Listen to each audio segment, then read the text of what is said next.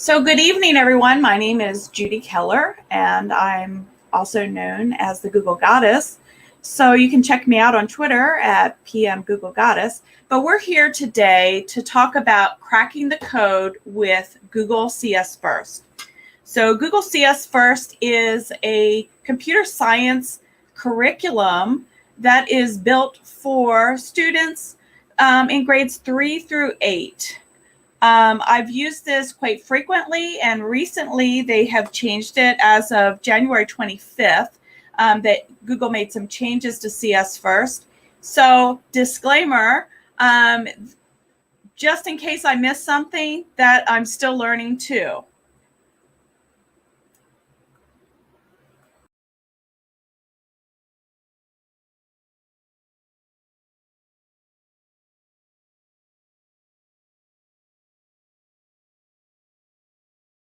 Popped out, but she's coming right back in. We'll be right there, folks. I'm not sure what happened.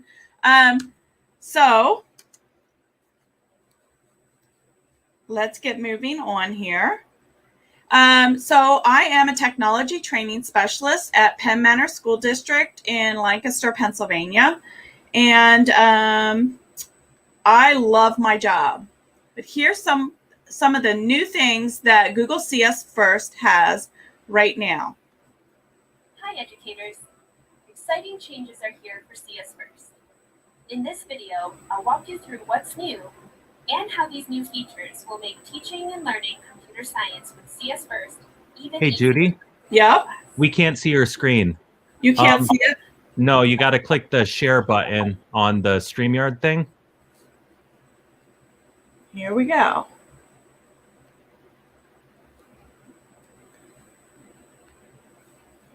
There we go. Okay, we'll start that over. So here's what's new with Google CSFirst. Hi educators, exciting changes are here for CSFirst.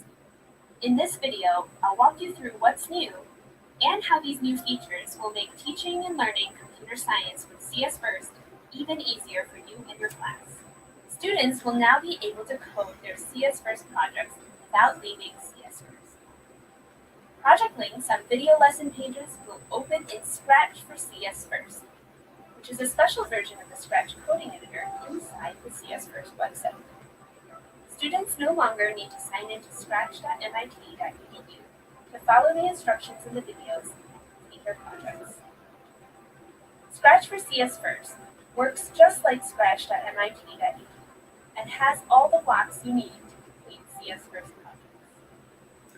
So if you used CSFirst previously, students had to log on with an additional username and password, and it got a little confusing for the younger students. So now Google has taken the advice of teachers, they've listened, and they have integrated a Google sign-in as well as integrated Google Classroom into it. So we'll get into that in a little bit.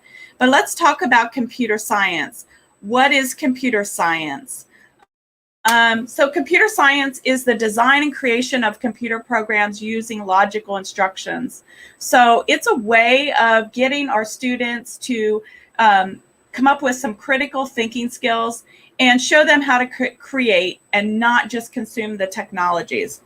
So when I go into a room of students, especially the little ones, we really talk about things that are in our environment that are computer coded, things that they take for granted, like when the door opens when you walk into the grocery store, different things like that. So it really opens up their minds to what computer science is.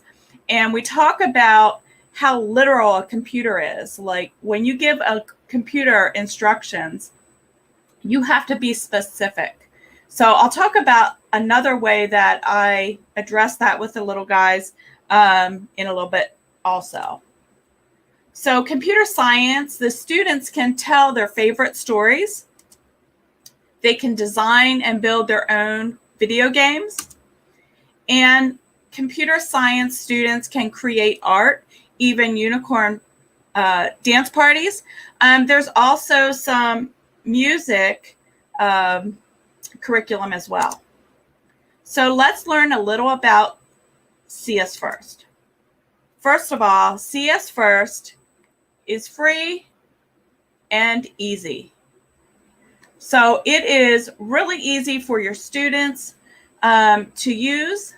And as a teacher, you don't need to know how to code to start using CSFirst. And that's the beauty of it. No experience is necessary for the students or for the teachers. So you'll follow step-by-step. Students follow step-by-step instructional videos that introduce fundamental computer concepts. Now, the great part of it is that many of these, they're all in English, and there are many that are available in Spanish as well. So let me show you a little bit of those. So when we go into the curriculum itself in CSFirst, you're going to see that there are several 1-hour lessons here. And these are great programs to start with your students. But you're going to notice right here, these are also available in Spanish. So it supports ELA. All 5 of these starter projects do. So those are Hour of Code projects. I'm sorry, those are subject-specific projects. So these support ELA. And then if you move down a little further, you have some Hour of Code projects. And these are also 1 to 2 hour projects that you can do. And there's also an unplugged project that you can do. So when you're introducing it to your students, it's best if you have a device for every student. That's not always the case. Not everybody has a device for every student, although nowadays that might have been remedied a little bit. But if you don't have a computer for every student, there's other ways that you can use this in your classroom. So you could do station rotations. You could do where somebody is the driver and somebody's giving the instructions, and they're collaborating together, and they're troubleshooting, and they're doing their critical thinking together. So these are great ways that you can use that if you don't have the one-to-one. But if you have the one-to-one, it's great. Now, one piece of advice, it's super important if you have one-to-one and you're in the classroom that you have earbuds or headphones, or it might drive you a little bit crazy. So there's also multiple day lessons, and you can teach coding with units. So this would include, there's 8 lessons in each of these. And I've used some of these in the summer. I did camps, coding camps for students, and we've used these, and we would go through one of these sessions in over a week's time. Now, this past summer, I did it virtually, which was quite a trick, but it worked. And the students came away with some amazing projects that I'll share with you again later on. So it starts with the storytelling and music are introductory level, and then you go in intermediate, and then you can come all the way down here to advanced and game design. So that you'll see that these are following different themes. So you have games and sports and art and friends. And so there are different ones that you might want to do that may engage a certain group of students. So also at the top here, I want to show you something else. So if you don't know where to start, they can help you. So right here's a curriculum finder. So if you click on the curriculum finder, you're going to go through a process where you're going to talk about, all right, which class am I teaching? Okay, I'm going to teach language arts. So hit next. And I want to do a single activity. How much time? I'm not sure. So then I'm just going to hit next again. And have I taught it before? Nope, I've never taught it before. Have my students participated in an hour of code? I don't even know. I have no idea. So now I can view my recommendations, and these are the different recommendations that I come up with based on my answers. I love this characterization one. I usually start off with this with students for the first time. So once I click on that, that will take me into the curriculum, and it'll give me an overview of what's going on here. So now here is the lesson, and I can go through the lessons. I can click on here and I can watch the introduction. And I'm going to pause that for a second, but I can also go over here and watch it in Spanish. So if I switch it, now it's going to be, the video is going to be in Spanish. And you're going to notice also there is a transcript down at the bottom. So even if you have a student who speaks another language, you could potentially go down to the transcript, copy it, and translate it using Google Translate. I don't know how great that would work, but it is a possibility because they can watch the video, they can see what's being done in the video, and then they could actually read what is happening. So that is one way. Can it be assigned as homework? Yes, it can. So let me show you how to do that. I'm going to go back, and I am going to show you a different screen here.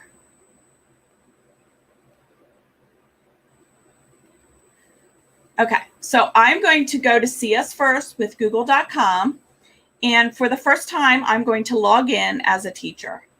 Now, the very first time you log in, it is going to ask you to do a short survey.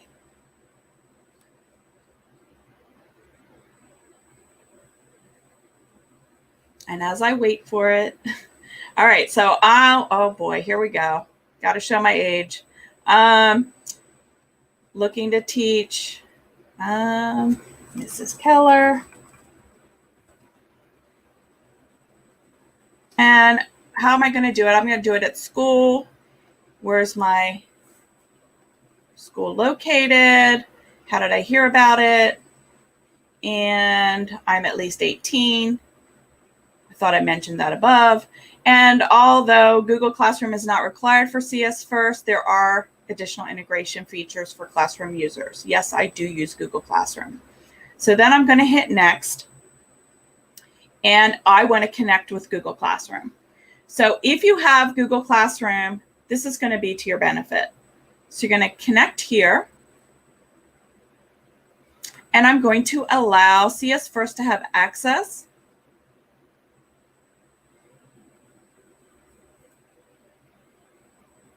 And now I'm in. I'm ready to start and create a class. So I'm going to click Create Class. And I'm going to import from my Google Classroom. So just like that, it imports my class.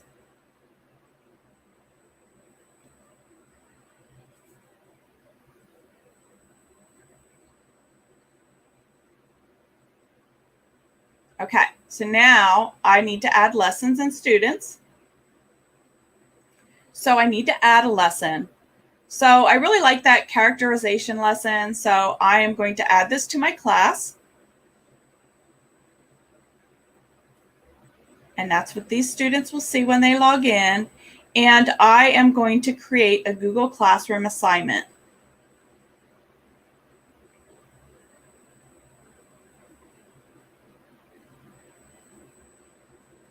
And I'm going to share it with my classroom.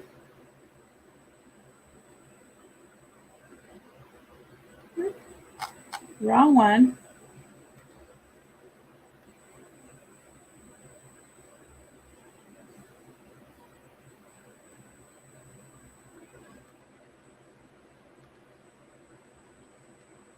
And I'm going to create an assignment. Just like I would in Google Classroom, it's going to create this assignment. It already puts the title of characterization in here. If I had any instructions I want to put in there, I can put it there. I can add points to it, or I can make it ungraded. And I did find out that you should have a due date in here. So I'm going to put a due date of next Wednesday. And I don't have a topic, so I'm going to create one. And then I'm going to simply assign it. So now I can view it and I can see what it looks like in my Google Classroom.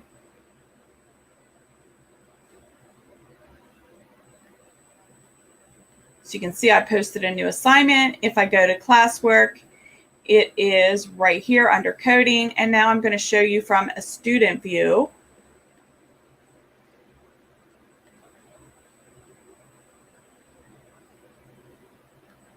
So I'm going to click on this as a student.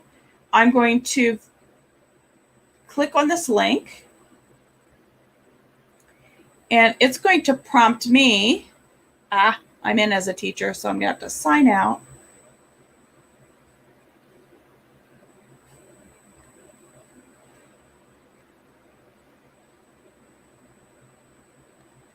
Sign in, and I'm going to be a student. I'm going to sign in with Google, but I could, if I had CSFirst credentials from before, I still could sign in with those.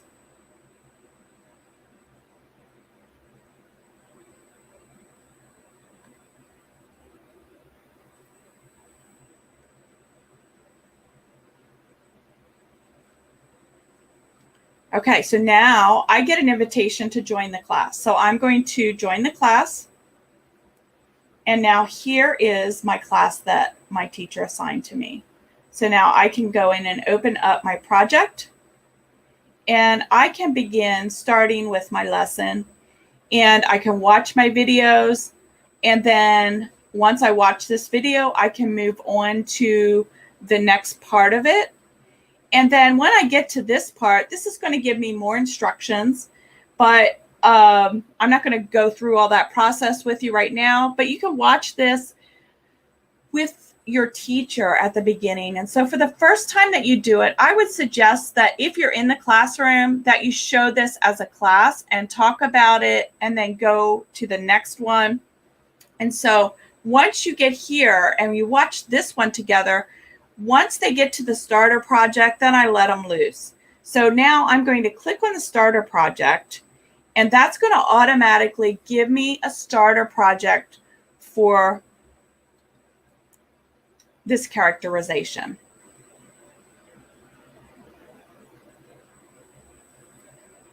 I apologize for my slow internet. I live in the country and I don't always have the best internet. Okay, so now I'm in my project, and you can see here where it says Scratch for CSFirst at the top. I am now still inside of CSFirst. So it automatically opens up that tab for me, and then I can create a sprite. So I'm going to choose a sprite. So Sprite is not a soda. So when you're coding, Sprite is not a soda. Sprite is a character. So I am going to select a character, and I'm going to choose Abby here. And so I am going to be coding Abby here. So one of the things I want to do is I want to make Abby move 10 steps, and this is block coding. But I need like a start button. So the flag in Scratch is kind of like the start button. So if you go to the events block, you'll find, and this is called a hat block because it's like a hat that you put on top. And when I click that link or that flag, she's going to walk 10 steps. So I'm going to click it. She's going to walk 10 steps. Now, if I want her to say something, or my app motion, nope. I'm going to come down here to looks. So if I want her to say something, I'm going to have her say hello. So now if I click it, she's going to walk 10 steps, and then she's going to say hello for 2 seconds. So just like that, I have a sprite. And then I could add another sprite to it. Now, when I add another sprite here, let's say I want to add, what do I want to add? Let's add Hannah. Let's put Hannah in here. And now you're going to see they're right on top of each other. So I have to move Hannah. But now Abby's not looking at Hannah. So if I want to change Hannah to look at Abby, Abby to look at Hannah, I'm going to go back to Abby and I'm going to go up to the costumes. You're going to see I have different costumes here and I can flip Abby around. So if I want to flip her, I'm just going to flip her like that. And now she is going to be in that direction. So now they're looking at each other and I go back to my code. So now if I hit that flag, she's talking right to Hannah. And now Hannah can answer her. And I have to go click on Hannah to provide the code for Hannah. So now I'm going to add this block at the top and I am going to have Hannah talk first because Abby moves 10 steps. So let's see if we can do this right. So now we're going to go back and we're going to have Hannah say hello. So now when I click the flag, both of these codes should run at the same time. Whoop, that's not right. So I want to go back and go to Abby, and I need to have a pause button in here. So I have to have her wait for a few seconds. Let's have her wait 3 seconds. Let's throw this together. And this is what you call critical thinking because you have to see if it's going to work. You're going to debug your code and make sure it's working. So that worked pretty good. So then you see what I am doing here, and then I can just add more things to this project. And then when I'm done, I can share this to the classroom. So let's try to share it with our classroom.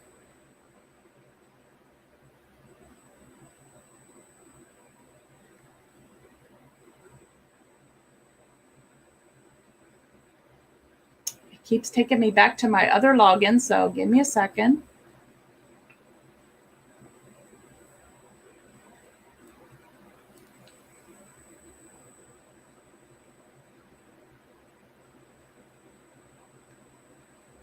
And I'm going to share it to the classroom, and I'm going to choose the assignment that it was, and then I'm going to attach my project.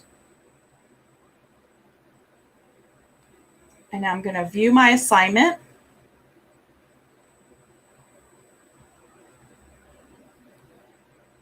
And I'm going to go ahead and turn my assignment in to my teacher.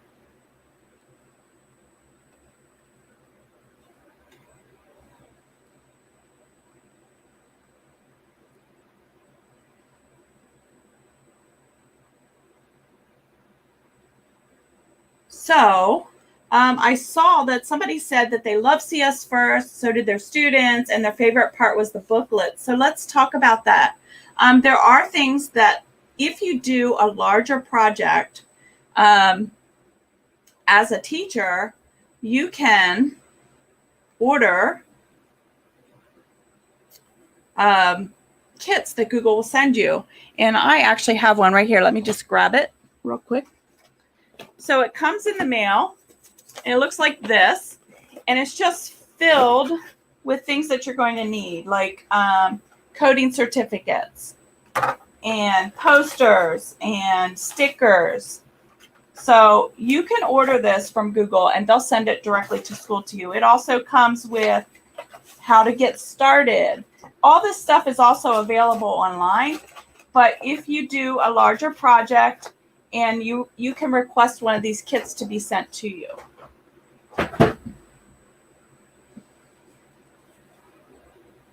So let's go back to my presentation.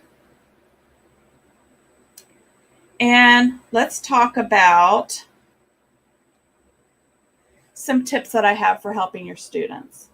So the first time when you're in person, one of the things that I do, and I found this really helpful, was to give each student a Post-it note to place on their computer so that when I'm circulating around the room, I know if they need help or not. All they have to do is stick that Post-it note up on the top of their computer, and I know they need help. But in the meantime, they can continue to try to solve their problem and try to figure it out on their own. And a lot of times I see the Post-it notes go up, they're still working on it, I'm helping somebody else, and the Post-it note comes down. because they figured it out on their own. A remote tip: when I did my coding camp this summer, I kept a virtual meeting open so that students could join and ask questions as they needed help. So they would go off and do the CSFirst projects. They'd watch the videos, they'd learn how to do what they needed to do. They would go to do their add-ons. And if they needed help, they would just pop back into the meeting and they'd share their screen with me, and then I would help them. So teachers, you would also want to keep your solution sheets and contingency plan handy, but don't worry, CSFirst has that for you as well, which I'll show you in a little bit.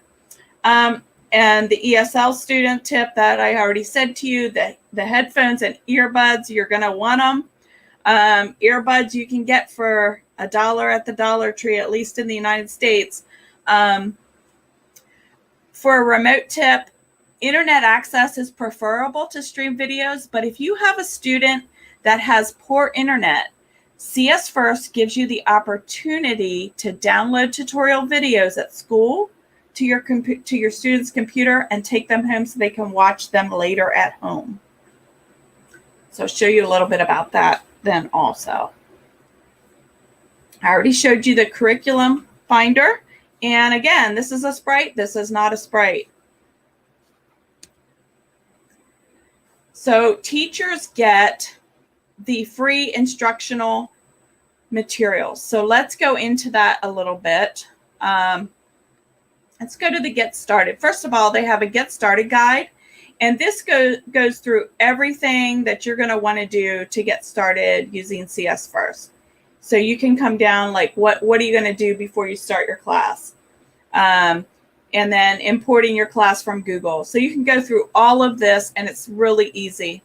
Another thing that CSFirst gives you is if you go down to the bottom of the curriculum, you're going to see right here the CSTA and the ISTE standards. So if you click on either one of these, it's going to take you and show you what the standards are so that you can align your curriculum with the standards.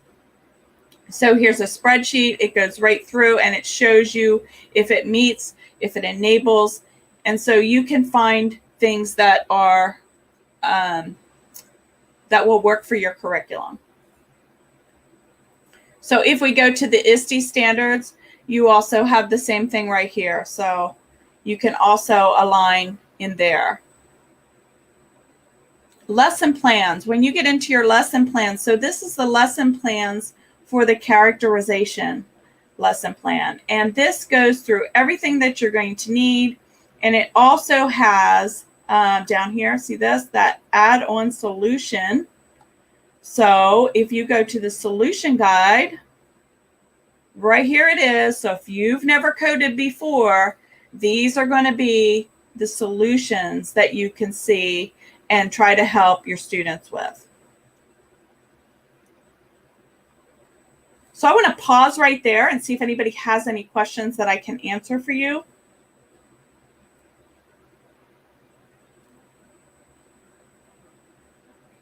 I'll keep going until you ask questions. So here we go. Contingency plans. So again, if I go back in,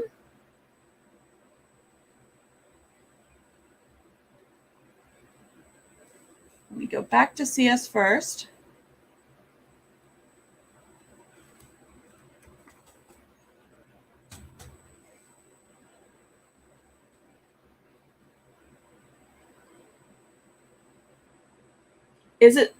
It is similar. This is actually Scratch. So it is similar to Scratch. It is actually Scratch that now lives inside of CSFirst. So now if your students are used to being able to post stuff on Scratch, they can still download their files and post it under a Scratch account as well. So now if I go into my curriculum and I'm going to go back in here to my characterization one more time. Then if you see right here, you're going to see examples. So I can click on examples and I can see examples. I can show these to my students ahead of time so that they can see different examples of projects that are already made based on this particular curriculum. I can also go to, well, let me just click on one.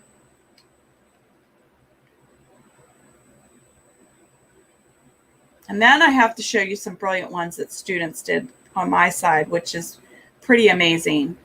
I know I had one of those moments that you get that you're like, oh my gosh, that just made my year. And it's 2021, so I needed something that was going to make my year. But I had a student who did a project this summer, created another one, posted it on Scratch, and emailed me to see if he could add me as a credit for his project, which I thought was pretty cool. So this is a project that's created. You can show your students by clicking the flag and see the project. And then once you're done with that, we'll let it run through. You can click See Inside, and you can go inside that project and you can see the coding. So this is the coding for Danny. And then if I click on the pencil, I'm going to see the coding for the pencil. And if I click on Abby, there's her coding as well. So this is what was done in this project to create this. So now if I go back again and I go to the Materials tab, again, here's my Get Started guide. Here's my lesson plan. Here is a shout out poster that I can download and print out. These are stickers that I can download and print out with special instructions. I can also download the certificates. The class roster, if you're using the CSFirst, the class roster is kind of important. If you're using Google Classroom, you really don't need that. But then here is the zip file of all the English videos that I can download. And then here's a zip file for all the Spanish videos that are included in this project. Is there a way you can do it offline? So yes, there is. So if you use these, then there also is an app for Scratch. And you'll see that I have the app down here on the bottom of my machine. And so if I was offline, I would actually be able to use this app offline. So you can get that, and I know that they have it. It's available for Windows, it's available for Mac, it's available for Chromebooks. Might even be available for Linux, but I'm not 100% sure on that. You're also going to see here, there are contingency plans. So contingency plans that provide alternate activities that can be done without a computer. So that's also something that you could do. And I'll go ahead and download that so we can take a look at that. Oh my goodness, my internet. So when your technology fails, you don't fret. Here's different things that you can do. So these are your backup plans. So this gives you everything that you're going to need to get started. You've got your lesson plans. You've got your logins for your students. You've got your solution guides. You've got all kinds of curriculum. And it's pretty easy to use. And like I said, you don't have to know how to code. I mean, I'll be honest, when I first started doing this with students, I didn't know how to code. And now I'm learning with them. So that is very helpful. So let's go on. So Scratch is block-based programming. And why use Scratch? It's free, it's block-based, it's simple for beginners, it's a snap and click, it's putting the puzzle pieces together, and it's pretty amazing. And again, like I said, I had some pretty incredible coding camps. And so I will show you a couple examples. Let me see if I can find the one. So this one should be the project that the student got a hold of me that wanted to list me as a credit. So he did. So here he is, credits, me. The person who showed me Scratch was his Aunt Katie, and Judy Keller, the person who showed me how to create with Scratch. I love that. That's the best way to my heart. So he did this really cool project where he created this cat, and you have to get rid of the dots on the cat. He wants help. So you click on it and get rid of the dots, and then he says thank you, and then you move on, and let's just go through it because it's super cute.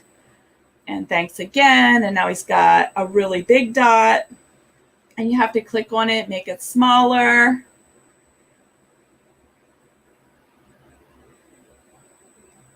And then he created a mini game. So now you have a game that you have to go through the maze to get to the red dot, and this is what he created. So that was super cute. I love that. Another one was this one. This is a studio that I put all the students' projects in from the coding camp. So again, they did some really incredible things, and these were students that were in this camp for the CSFirst. I did 3rd through 6th grade. So 3rd through 6th grade, oh, that's the same project that I had before. Oh.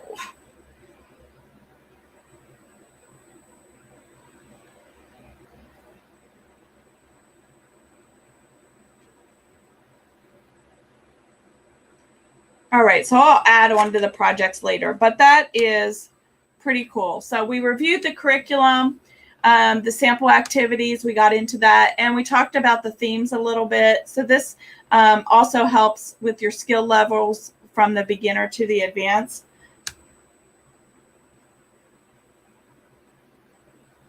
And it also gives you a timeline. So like if you're doing the storytelling one, it takes around 10 hours of content, and it can be completed over several days. And you're going to see some things that you don't expect to see from your students. Number one, you're going to see some students that maybe aren't the leaders in your class. All of a sudden, they become experts in this. And oh my gosh, I don't know how many times I've gone into classrooms and teachers afterwards tell me, that was not who I thought was going to be the expert at this. But our students think differently. So somebody who might be a high-level learner in English might not get they don't get it as easily. And some of the other ones just think it through. And I also see students that are on the spectrum just blossom with this. So it really is for everybody. It really is.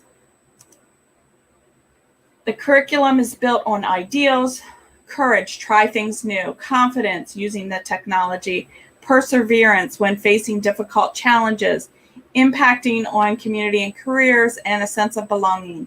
So even in tech for underrepresented students, the students you can still code, you can still do the offline coding. Again, when I go into a younger student's classroom, and I do go in to classroom, I start in kindergarten, and I use Scratch Junior with kindergarten, 1st and 2nd graders. And before I even get the computer out and show them how to code that way, we talk about getting Mrs. Keller across the room. And when I use the squares on the floor, and I talk about moving me from where I am and getting me out the door. And so this is where they learn that when you tell a computer something, it is literal. Because if they say go straight, I just go straight until I walk into a desk, and they all start laughing. And I'm like, you didn't tell me what to do. Well, then turn around. Well, then I start turning in circles. And then they go, no, stop. And so I stop, and they'll say, turn around one time to that, 1 square, or walk 2 squares ahead. Turn left, walk 2 squares ahead. and then get me out the door. And when they get me out the door, they are so excited and they are cheering, but they are laughing along the way when Mrs. Keller's bumping into things, turning in circles. But they get it. You got to teach it to them early that it is literal. So when you are teaching coding, it is specific, and you have to be specific. And if you're not specific, it's not going to work. I also see sometimes teachers want to have students do things a certain way. And when you use coding, there's more than one right answer. So I know I was in a classroom and an aide was in there helping, and she didn't understand that the student kept putting more and more blocks on, but they still got to the end result. They still made their character do what it needed to do. So there wasn't a right or wrong. It's just getting it to work. So that's huge.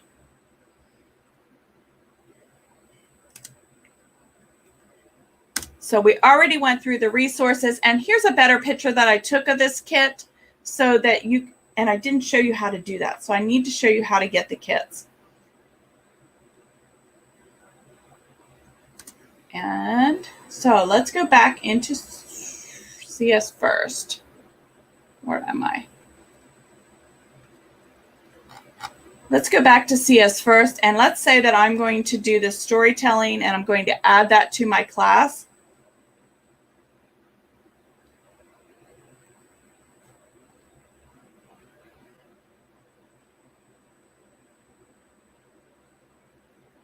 So it's the longer ones that give you the option of getting the packet.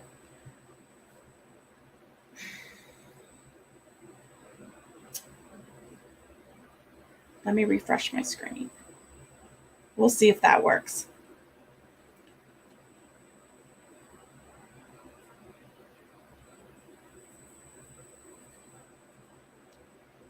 All right, so we're going to skip on that. But if you do one of the larger projects and you add that, it will give you the option of asking to get a kit from Google. And then they'll ask you for your information so that they can mail it right to your school for you.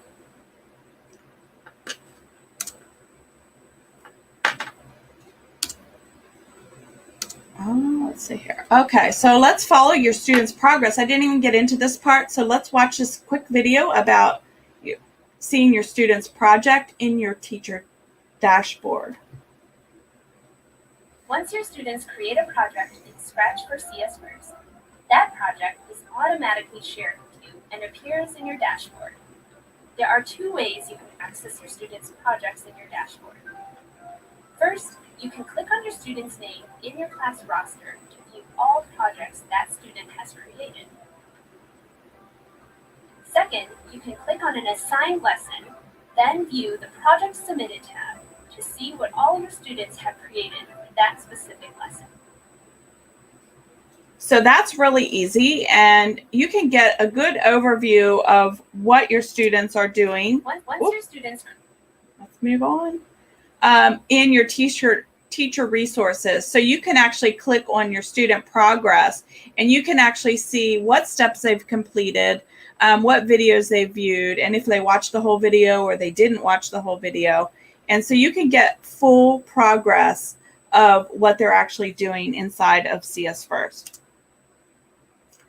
So help's around the corner. So if you are working on CSFirst and you need an answer to something, if you go to the help community, you can pretty much get that answer.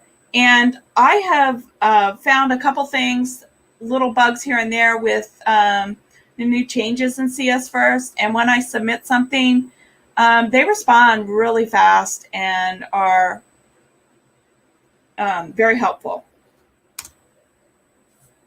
Okay, so here is also the troubleshooting any tech limitations.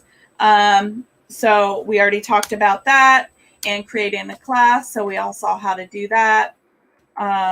So the slide deck is basically for you to refer back to, but also here's an implementation reflection exercise that you could do. It gives you guiding questions to consider when bringing CSFirst to your students. So if you click on this, it actually takes you to a whole guide that you might see someday. Here we go.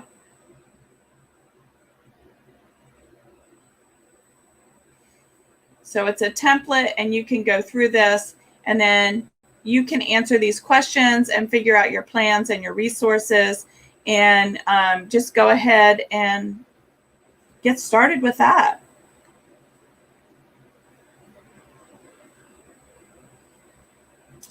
So let me answer some questions for you. So what grade is this? For what grade? It's 3rd through 8th. I would say, I mean, I've been doing coding with the students as they're young. And now when I went into a 4th grade class this past week, when we asked if anybody had done CSFirst or coded before, almost every hand in the room went up. So they're already familiar with the block coding. So by the time the kids in my district hit 6th grade, they're ready to move on to something bigger. So I say 3rd through 6th, but you may use it also for 7th and 8th. It just depends on your students and what you feel they're ready to handle. There are also additional teacher resources that you can go to here. And it also gives you some district or distance learning tips that you can use. So there's a distance learning guide. And then again, contingency plan and all the other things are right here. The free classroom kit. So when you sign in, create a class, add it to your lesson, you can just add it there. Any other questions? I hope I was able to really show you a little bit about CSFirst, and don't hesitate to reach out to me if you have any questions. You can find me on Twitter at PM Google Goddess, and I'd be happy to help you further.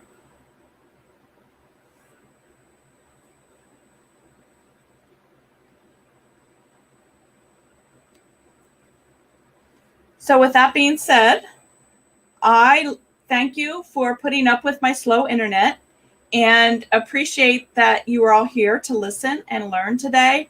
And don't be afraid of coding. There's nothing wrong with not knowing how to code and doing this with your students. And please do it. It's so worth it.